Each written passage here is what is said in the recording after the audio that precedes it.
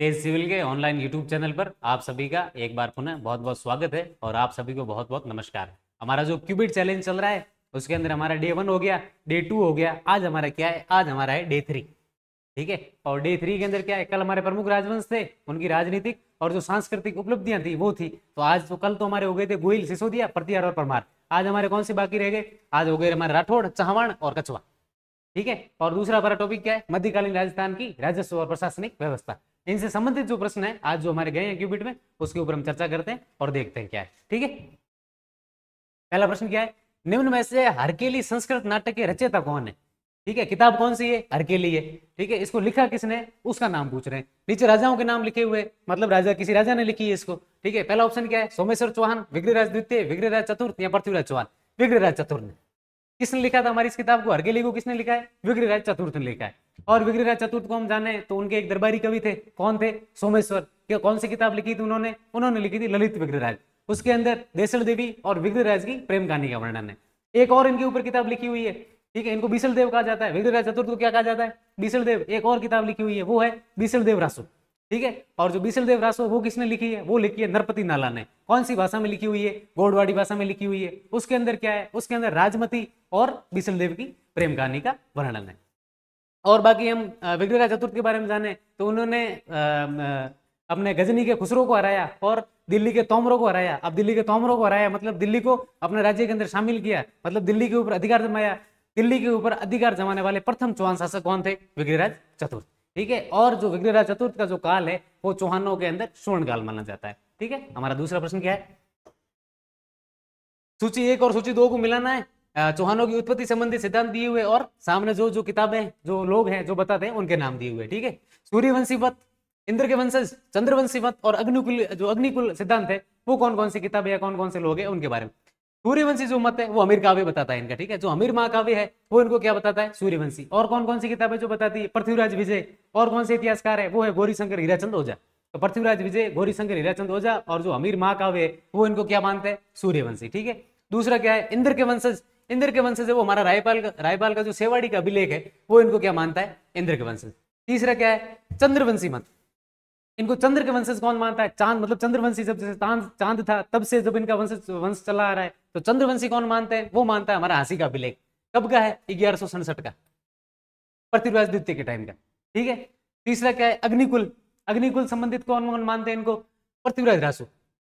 पृथ्वीराज रासो किसकी लिखी हुई है, चंद्रबरदाई की लिखी हुई है। चंद्रबरदाई का रियल नाम क्या था, पृथ्वी भट्ट था। ठीक है, और जो इस सिद्धांत का है जो समर्थन कौन करते हैं, अपने सूर्यमल मिशन और जो मून ऑफ नैन्सी है वो इसका क्या करते हैं, समर्थन करते हैं। ठीक है, और ब्राह्मण वंशीय भी इनको, एक ब्राह्मण वंशीय भी सिद्धांत है इनका, ब्राह्मण भी मानते हैं। कौन कौन मानते हैं, एक कायम रासो हमारी किताब है वो इनको मानते हैं, और दशरथ शर्मा है वो भी इनको क्या मानते हैं, ब्राह्मणी वंश। और कौन मानते हैं, बिजोलिया का अभिलेख है वो भी इनको क्या मानते हैं, ब्राह्मण वंश।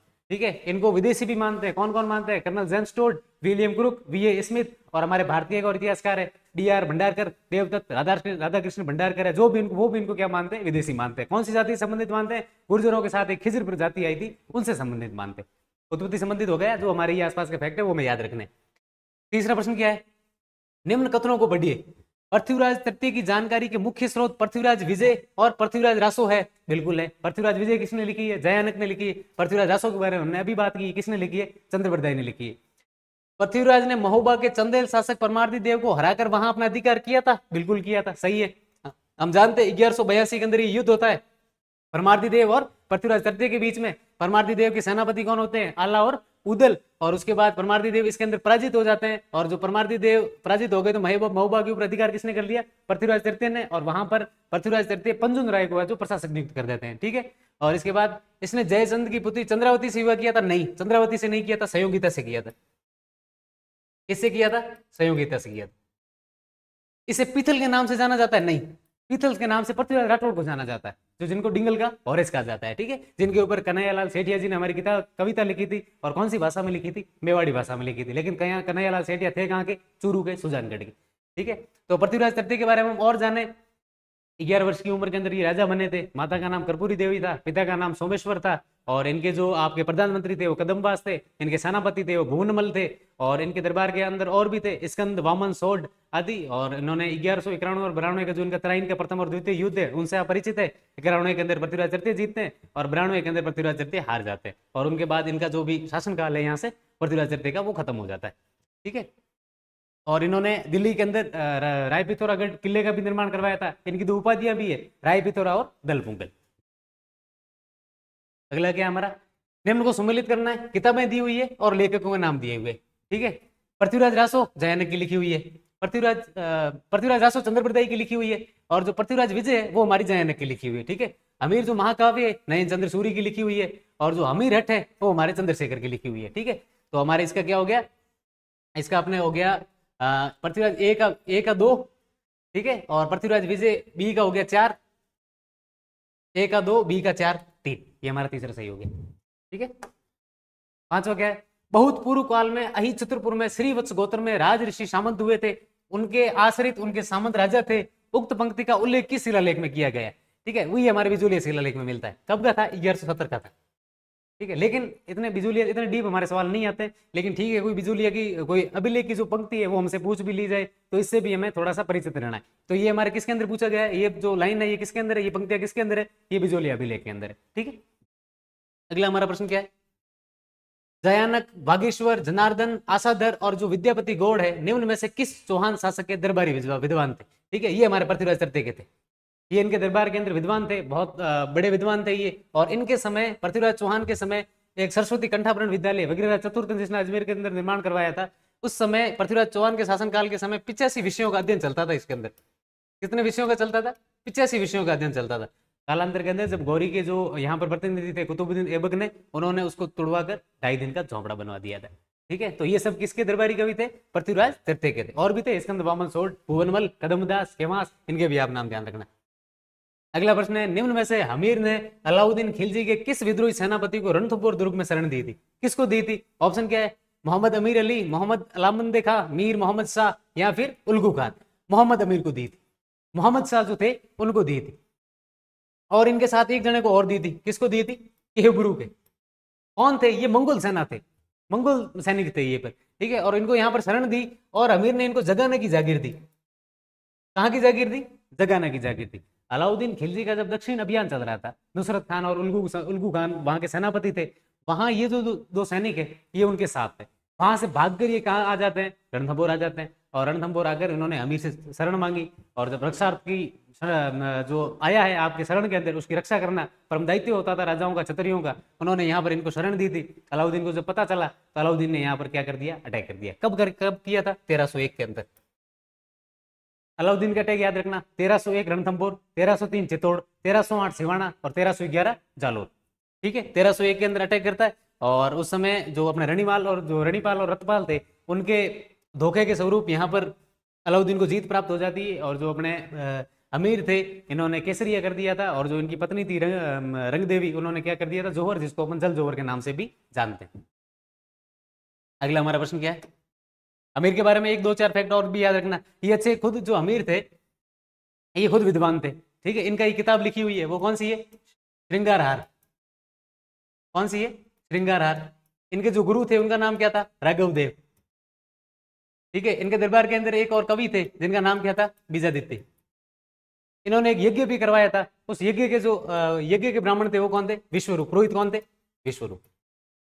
ये भी अपने को क्या रखना है? याद रखना। बाकी जो अमीर के बारे में एक दुआ भी चलता है, सिंह गमन सतरोज वचन कदली फले एक बार, अमीर हट तिरिया तेल हमीर हट चढ़े न दूजी बार। ये जो दुआ ये किसके लिए यूज होता है? हमारे अमीर देव चौहान के बारे में।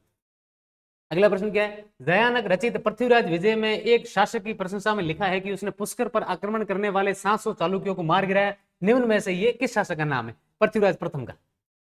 पृथ्वीराज जो फर्स्ट थे उनके बारे में ये बात कही गई है। एक बार अजमेर के अंदर ब्राह्मणों को लूटने के लिए चालुक्य आ गए थे। ठीक है, और ब्राह्मणों को लूटने लिए, ब्राह्मण व्यापारी भी हुआ करते थे बहुत सारे, उनको लूटने के लिए यहाँ तक पहुंच गए थे। और जब यहाँ पर आए तो वो किसके राज्य के अंदर थे? पृथ्वीराज प्रथम जो थे उस समय शासन कर रहे थे, इन्होंने इनको मार दिया था। तो ये जो लाइन है पृथ्वीराज विजय के अंदर जो किसने दयानक ने जो लिखी थी, इसके अंदर ये लाइन किसके बारे में कही गई है? पृथ्वीराज प्रथम के बारे में। अगला प्रश्न क्या हमारा, चौहान शासकों को काल क्रमानुसार व्यवस्थित कीजिए। ठीक है। जो कालक्रम, एक तो देखो प्रतिहारों के हमें कालक्रम बहुत बार पूछे गए, परमारों के कई बार पूछे गए, तो कालक्रम हमें थोड़ा बड़ा मोटा मोटा ध्यान रहना चाहिए, ठीक है। तो पहले क्या, Chamundaraj, Durlabh Raj third, Vigraharaj third, Prithviraj third, ये तो सही है, 1 2 3 4 सीधे मान सकते हैं। इसके बाद ये हुए, उसके बाद ये हुए, पृथ्वीराज फर्स्ट के बाद अजयराज हुए, अजयराज के बाद अर्णोराज हुए, अर्णोराज के बाद विग्रहराज चतुर्थ हुए, विग्रहराज चतुर्थ के बाद आपके हुए पृथ्वीराज फर्स्ट, और उनके बाद हो गए सोमेश्वर, सोमेश्वर के बाद हो गए पृथ्वीराज तृतीय, पृथ्वीराज तृतीय के बाद हो गए उनके जो बेटे गोविंद, उन्होंने रणथंभौर के अंदर चौहान सत्ता की नींव रखी थी, और उनके बाद हो जाते हैं हरिराज, जो पृथ्वीराज फर्स्ट के थे भाई, ठीक है। तो थोड़ा बहुत आपको थोड़ा दिमाग के अंदर ये याद होना चाहिए। अगला प्रश्न क्या है, निम्न में से कौन सी रचना कानड़ देव और अलाउद्दीन खिलजी के आपसी संबंधों की जानकारी देती है? अपने और क्या क्या है, ऑप्शन क्या है, सुरजन चरित्र, वीरमदेव सोनग्राही वात, पद्मावत, या एकलिंग महातवे। सुरजन चरित्र है, ये तो चंद्रशेखर की लिखी हुई है। किसकी लिखी हुई है? चंद्रशेखर। और जो ये सुरजन है, ये सुरजन अपने बूंदी के हाड़ा चौहान थे, सुरजन हाड़ा, उनके ऊपर ये लिखी हुई है। कौन सी? सुरजन चरित्र। किसकी लिखी हुई है? चंद्रशेखर की। वीरमदेव सोनग्राही की बात है, जो ये हमारा ऑप्शन सही है। तो यहाँ की जो जालोर के ऊपर जो अटैक हुआ था अलाउद्दीन का, और यहाँ पर कानड़ देव और जो अलाउद्दीन के संबंधों की जो जानकारी देती है हमें, वो कौन सी किताब देती है? वीरमदेव सोनग्राही बात। पद्मावत हम जानते हैं मलिक मोहम्मद जायसी 15वीं शताब्दी के अंदर उन्होंने लिखा था। एकलिंग महात्म्य ये हमारे कान्हा व्यास ने लिखी थी, संस्कृत के अंदर ये किताब है। किसने लिखी थी? कान्हा व्यास ने, कुंभा के दरबारी थे, उन्होंने लिखी थी, ठीक है। तो इसका हमारा सही क्या है? वीरमदेव सोनग्राही की बात। इसके अंदर हम जानते हैं कि 1311 के अंदर कमलुद्दीन गर्ग क्या कर देता है? जालोर के ऊपर आक्रमण। उससे पहले 1308 में ये सिवाना के दुर्ग, जो जालोर दुर्ग की कुंजी बोला जाता है, उसको अटैक कर देते हैं। सिवाना का जब अटैक हुआ था 1308 के अंदर, अलाउद्दीन ने जब अटैक किया था वहां पर, और अटैक करके उसके ऊपर अधिकार करके उसका नाम क्या कर दिया था? खैराबाद। और वो किसको सौंप दिया था? कमलुद्दीन गुरुग को। यही कमलुद्दीन गुरुग फिर जालोर के ऊपर अटैक करते हैं 1311 के अंदर, वहां पर कानड़ देव वीरगति को प्राप्त हो जाते हैं, ठीक है। और जो वीरमदेव सोनग्राही की जो बात है, जो इससे हमें इस युद्ध की और कानड़ देव और अलाउद्दीन के संबंधों की हमें क्या मिलती है? जानकारी। अगला प्रश्न क्या है, मारवाड़ के प्रसिद्ध इतिहासकार व लेखक मुहणोत नैणसी किसके शासनकाल में जोधपुर में मंत्री थे? कौन से राजा के शासनकाल के बारे में पूछा गया? और जो मुहणोत नैणसी थे, ये लेखक थे हमारे और इतिहासकार थे। किस राजा के शासनकाल में ये थे? महाराजा जसवंत सिंह प्रथम के समय, ठीक है। और इनको हमारे राजस्थान का अबुल फजल कहा जाता है। और इनकी 2 किताब है, एक तो मारवाड़ प्रगनरी विगत और नैणसी ख्यात। 2 चीजें हमें याद रखनी। इनको राजस्थान का अबुल फजल कहा जाता है, जसवंत सिंह प्रथम के दरबारी थे, और इनकी 2 किताब थी, मारवाड़ प्रगनरी विगत, और दूसरी कौन सी है? नैणसी ख्यात। अगला प्रश्न क्या हमारा, माही मरातीब की उपाधि औरंगजेब ने किसे प्रदान की थी? ऑप्शन क्या हमारे? सूरज सिंह, अनूप सिंह, राय सिंह, या फिर डूंगर सिंह। अनूप सिंह। उपाधि दी किसने? औरंगजेब ने दी है, ठीक है। किसको दी है? अनूप सिंह बीकानेर। क्यों दिए भाई? कोई तो काम किया होगा इन्होंने ऐसा। औरंगजेब दक्षिण के अंदर अपनी सारी तमाम उम्र वो दक्षिण के अंदर, जो दक्षिण के उनके अभियान थे उसके अंदर व्यस्त रहा था। गोलकुंडा की लड़ाई चल रही थी, गोलकुंडा का जो अभियान था वो किसको दिया गया था? अनूप सिंह को दिया गया था। अनूप सिंह वहां जाते हैं, सफलता हासिल करते हैं उसके अंदर, और उनको उपाधि दी माही मरातीब। मरातीब का मतलब होता है पदवी। पदवी यहाँ जो अवस्था होती है उसको बोलते हैं मरातीब। माही का मतलब होता मछली होता है, कि भाई औरंगजेब की एक मछली थी जो उसके हाथ में नहीं आ रही थी। भारत की एक ऐसी मछली, औरंगजेब ने पूरे जगहों पर राज किया, लेकिन एक मछली जो उसके हाथ में नहीं आ रही थी, तो वो कौन थी? गोलकुंडा वाली। और जो उसको पराजित किसने कर दिया था? अनूप सिंह ने। इसलिए उनको क्या बोल दिया? माही मरातीब, ठीक है। एक और माही है जो अपने ईश्वर का भी पर्यायवाची होता है, ठीक है। अगला सवाल क्या है हमारा, मालदेव के 2 सेनानायक जो शेरशाह के विरुद्ध गिरी सुमेल के युद्ध में प्रबल रूप से लड़े थे, ठीक है। मालदेव के सेनानायक किसके हैं? मालदेव के। कहां के राजा थे? हमारे जोधपुर के। जो सेनानायक शेरशाह के विरुद्ध गिरी सुमेल के युद्ध में लड़े थे, वो हमारे थे जैता और कुंपा। कौन थे वो हमारे? जैता और कुंपा। युद्ध कब हुआ था ये और कहां पर हुआ था? ये युद्ध हुआ था जैतारण के अंदर। जैतारण के अंदर हुआ था। कब हुआ था? 1544 के अंदर। और जो इस युद्ध को जैतारण के अंदर हुआ है, इसलिए इसका नाम भी पड़ेंगे, उस जगह के नाम पर भी इस युद्ध का नाम होगा, तो इसका नाम पड़ गया जैतारण का युद्ध। इसका एक और नाम है, वो कौन सा है? गिरी सुमेल का युद्ध। उसके अंदर मालदेव के जो सेनापति थे वो कौन थे? जैता और कुंपा। शेरशाह ने अंत में जब जैसे तैसे करके जीते, तब उन्होंने एक चीज बोली थी इनको जाते हुए, कि मुट्ठी भर बाजरे के लिए मैं समस्त हिंदुस्तान की बादशाह खो देता। जो किस युद्ध के बाद उन्होंने बोला था?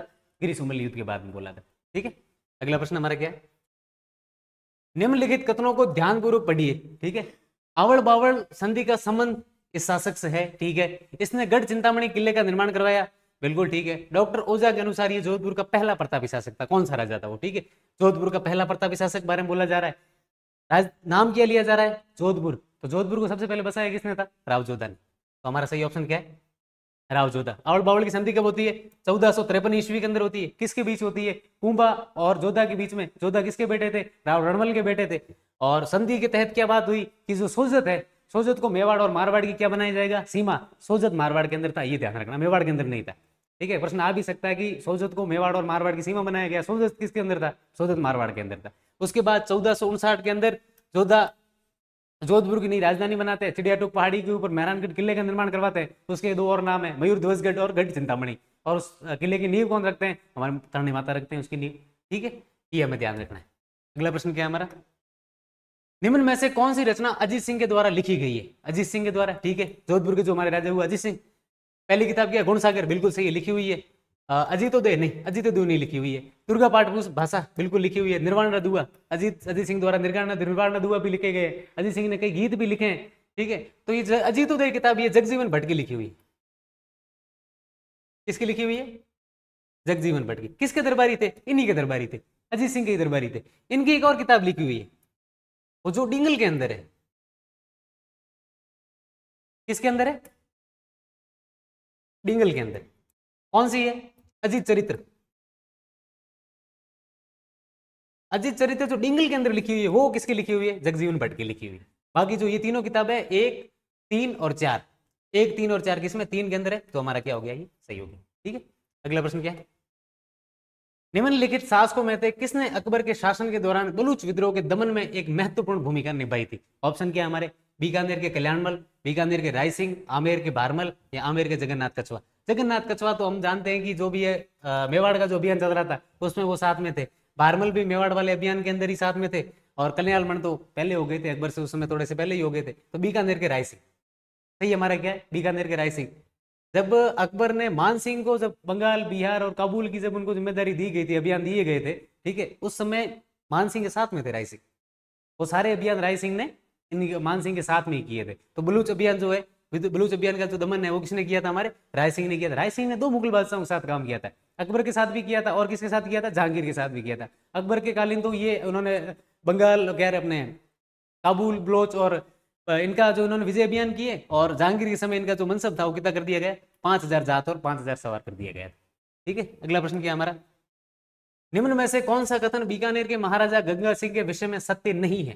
ठीक है, महाराजा गंगा सिंह नरेंद्र मंडल प्रिंसेस काउंसिल, भारतीय राजकुमारों जो मंडल था उसके प्रथम अध्यक्ष थे। सही है। 1930 के प्रथम गोलमेज सम्मेलन में उन्होंने प्रतिनिधि के रूप में भाग लिया था, तीनों में लिया था। ठीक है, 30, 31, 32 तीनों में लिया था। उनके शासनकाल में गजशाही सिक्के प्रारंभ हुए थे? नहीं। इनके शासनकाल के अंदर सिक्कों के ऊपर विक्टोरिया एम्प्रेस लिखा गया था उस समय। 1913 में उन्होंने बीकानेर में प्रजा प्रतिनिधि सभा की स्थापना की थी। बिल्कुल सही है। तो इसके अंदर हमारा क्या पूछा? सत्य नहीं है। तो ये हमारा तीसरा सत्य नहीं है। ठीक है, और इनके बारे में हम क्या जानते हैं? गंगा सिंह ने 1891 में रेल और तार सेवा शुरू की थी। उन्होंने अपने गंगा रिसाला ऊंट जो सैनिक दल है उसका निर्माण किया था। और उन्होंने 1900 के अंदर चीन के अंदर जो बॉक्सर विद्रोह हुआ था उसका दमन करने के लिए गंगा रिसाला को लेकर चले गए थे। ठीक है, और इन्होंने गंग नहर का निर्माण करवाया था। इसीलिए इनको आधुनिक भारत का क्या कहा जाता है? भागीरथ कहा जाता है। ठीक है, अगला प्रश्न क्या है हमारा? राजस्थान के प्रसिद्ध लेखक दयाल दास को संरक्षा देने वाले या जो संरक्षक देने वाले को शासक कौन थे? वो थे हमारे बीकानेर के महाराजा रतन सिंह। ठीक है, बीकानेर के जो ख्यात लिखी हुई है, दयालदास की जो ख्यात लिखी हुई है वो राजा रतन सिंह के संरक्षण के अंदर थे। ठीक है, और रतन सिंह ने बीकानेर के अंदर मंदिर बनवाया था, रतन बिहारी। कौन सा बनवाया था? रतन बिहारी मंदिर बनवाया था। महाराजा राय सिंह के संदर्भ में निम्नलिखित कथनों को पढ़िए एवं नीचे दिए हुए विकल्पों को सही सुनिए। बीटू सूजा ने इसे राजपूताने का कर्ण की संज्ञा दी है? नहीं, मुंशी देवी प्रसाद ने दी है, बीटू सूजा ने नहीं दी है। इसने राय सिंह महोत्सव, वैदिक वंशावली, बाल बोधिनी और ज्योतिष सतनाकर रत्नमाला की भाषा पर टीपा लिखी। बिल्कुल सही, तीनों ये सही है। पहला है जो हमारा गलत है। इनको हमने पढ़ा कि इनको राजपूताने का कर्ण किसने कहा था? मुंशी देवी प्रसाद ने कहा था। क्यों कहा था? अकाल पड़ गया था उस समय, और अकाल जब पड़ गया था तो इन्होंने वहां पर सदाव्रत किया था, मतलब जितने भी पशु थे उनके लिए चारे और पानी की व्यवस्था की थी, इसलिए इनको क्या गया? राजपूताने का कर्ण। किसने कहा था? मुंशी देवी प्रसाद ने। बाकी इनकी ये किताबें सही है बिल्कुल। तो हमारा ए असत्य है, बी सत्य। हमने भी गंगा सिंह पढ़ा था पिछले वाले प्रश्न के अंदर।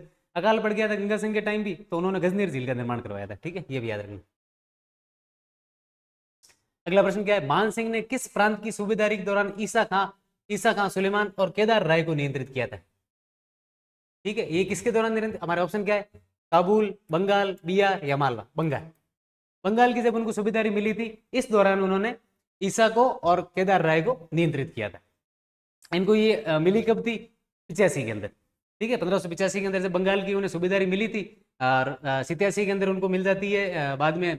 बंगाल की वैसे 1597 के टाइम में उनको वापस मिल गई थी, बंगाल और बिहार की, लेकिन उस समय केदार राय को पूर्वी बंगाल के पूर्वी बंगाल के अंदर केदार राय को पराजित करते हैं और वहां के दौरान ईसा खान सुलेमान को भी पराजित करते हैं और कूच बिहार के एक और राजा थे लक्ष्मी नारायण, उनको भी पराजित करते हैं और वहां से आते हुए शीला माता की मूर्ति भी वो लेके आते हैं। तो किसको पराजित किया था, किस अभियान के दौरान किया था? बंगाल अभियान के दौरान किया।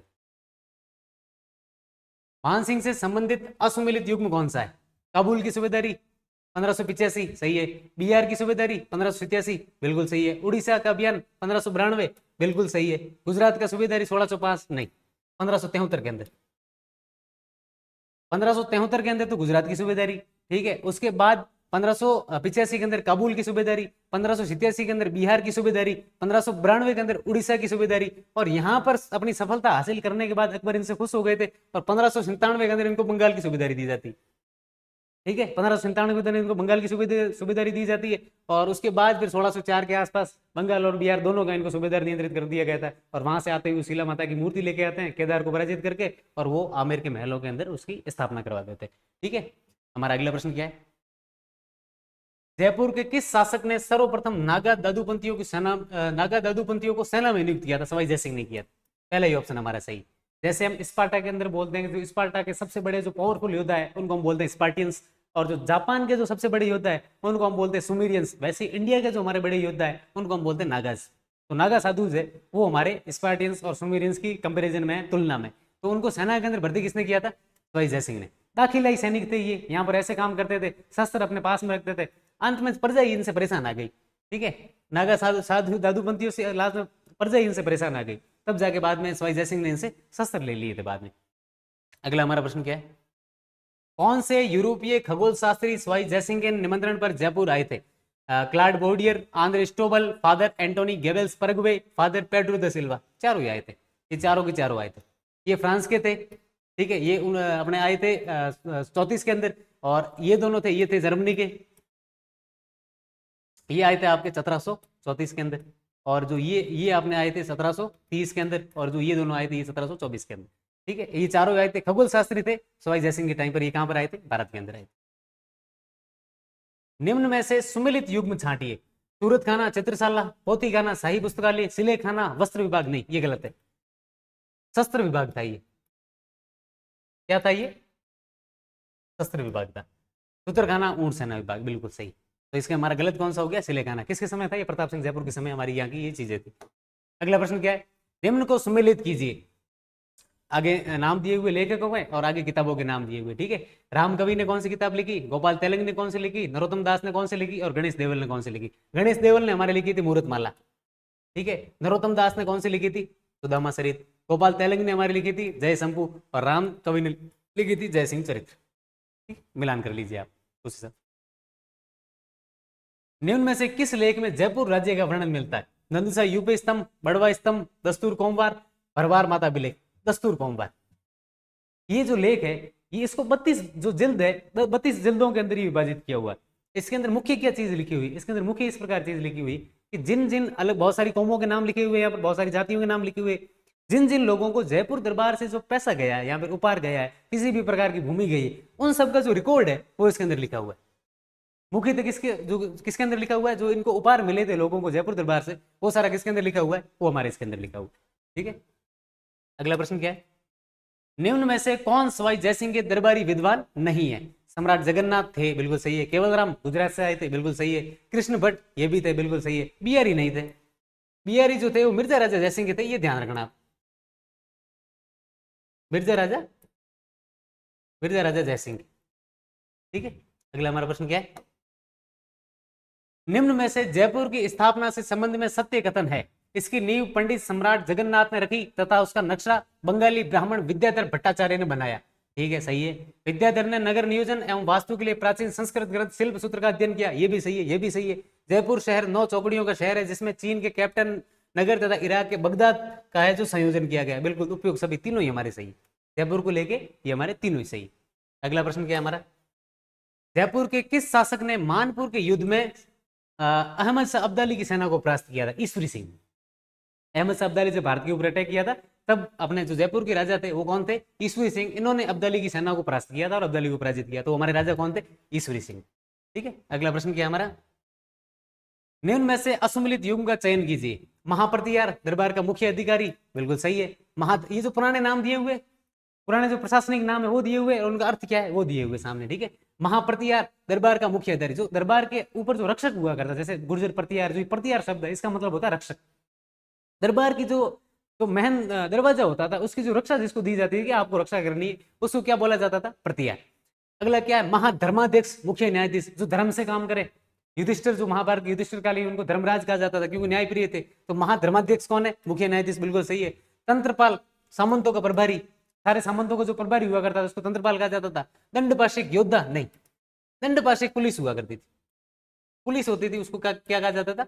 दंडपाशिक। तो योद्धा को अपने पड़े हुए राजन्य कहा जाता था।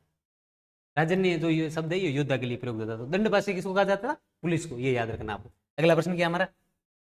इजारा किसके लिए जाना जाता है? भूमि मूल्यांकन, मुद्रा परिवर्तन, राजस्व की ठेका प्रणाली या स्वर्ण की खरीद? राजस्व की ठेका प्रणाली।